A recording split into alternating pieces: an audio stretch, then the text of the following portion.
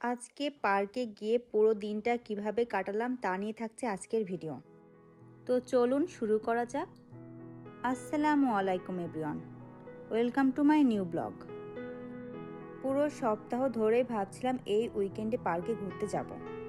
তো যেই ভাবা সেই কাজ, বেরিয়ে পড়লাম পার্কের উদ্দেশ্যে।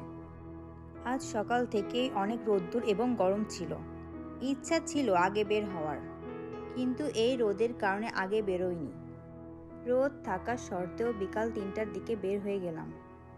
এর থেকে বেশি দেরি করলে যা প্ল্যান করেছি তার কিছুই হবে না। পার্কে পৌঁছে দেখি চারিদিকে মানুষ আর মানুষ। আমাদের দেশে সাধারণত কি হয়, যেদিন বেশি রোদ দেখা যায় সেদিন মানুষ কম বের হয়, কিন্তু বাইরের দেশে বিষয়টা উল্টা। ওরা বরং প্রিপেয়ার হয়ে পুরো দিনটা বাইরে কাটায়।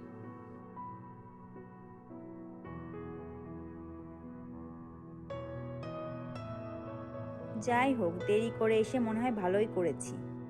তেমন কোনো ছায়া জায়গায় ফাঁকা ছিল না। অনেকক্ষণ পর এই জায়গাটা পেলাম। বসে বসে বিশ্রাম নিচ্ছিলাম আর একজনের জন্য অপেক্ষা করছিলাম। এই যে আমাদের গেস্ট চলে এসেছে।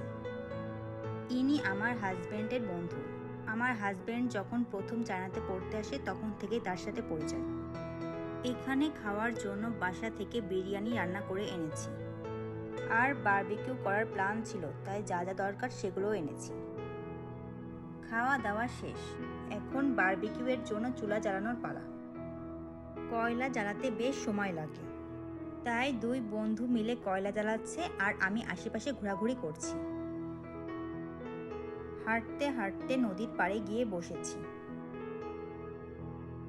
পরন্ত বিকালে সূর্যের আলো নদীর পানিতে পড়ে পানি বেশ চকচক করছে। দৃশ্যটি খুবই মনোমুগ্ধকর, তাই না? এসে দেখি বারবিকিউ করা শুরু হয়ে গেছে, তাই আমিও বসে পড়লাম। এই তো আমি বসে বসে খাচ্ছি আর গল্প করছি। ভাইয়া এত সময় বুঝতেই পারিনি আমি ভিডিও করছি, তাই দেখছিল আমি কি করছি।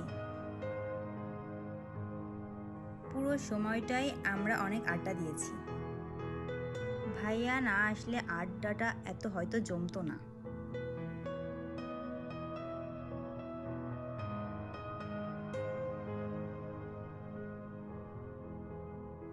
দেখুন, রাত হয়ে গেছে, আশেপাশে কেউ নাই, তবুও আমাদের বারবিকিউ পার্টিও শেষ হচ্ছে না আর গল্পও শেষ হচ্ছে না।